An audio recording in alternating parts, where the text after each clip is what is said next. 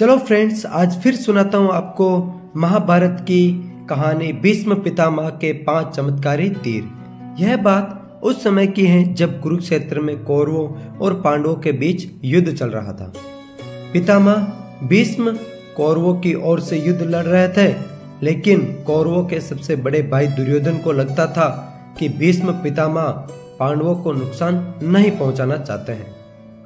दुर्योधन का मानना था कि पितामह भीष्म बहुत शक्तिशाली है और पांडवों को मारना उनके लिए बहुत आसान है। इसी सोच में डूबा दुर्योधन भीष्म पितामह के पास पहुंचा।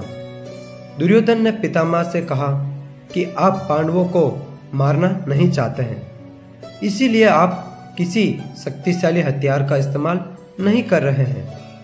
दुर्योधन की यह बात सुनकर भीष्म बोले, अगर तुम्हें ऐसा लगता है तो मैं कल ही 5 पांडवों को मार गिराऊंगा। मेरे पास 5 चमत्कारी तीर हैं जिनका उपयोग मैं कल युद्ध में करूंगा। भीष्म पितामह की बात सुनकर दुर्योधन बोला, मुझे आप पर पूरा भरोसा नहीं है, इसीलिए आप ये 5 चमत्कारी तीर मुझे दे दीजिए। मैं इन्हें अपने कमरे में सुरक्षित रखूंगा। भीष्म ने वो 5 तीर दुर्योधन को दे दिया। दूसरी ओर श्री कृष्ण को इस बात का पता चल गया। उन्होंने अर्जुन को इस बात की जानकारी दी। अर्जुन यह सुनकर घबरा गया और सोचने लगा कि इस मुसीबत से कैसे बचा जाए। श्री कृष्ण ने अर्जुन को याद दिलाया कि एक बार तुमने दुर्योधन को गंधर्वों से बचाया था। तब दुर्योधन ने तुमसे कहा था कि इस एहसान के बदले तुम भविष्य में मुझसे कुछ भी मांग सकते हो। यह सही समय है, तुम दुर्योधन से वो 5 चमत्कारी तीर मांग लाओ। इसी तरह तुम्हारी और तुम्हारे भाइयों की जान बच सकती है।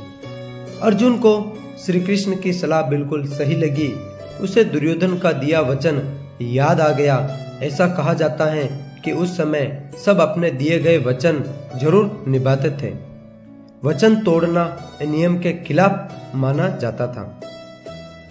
अर्जुन ने जब दुर्योधन को उसका दिया वचन याद दिलाया और 5 तीर मांगे, दुर्योधन मना नहीं कर सका।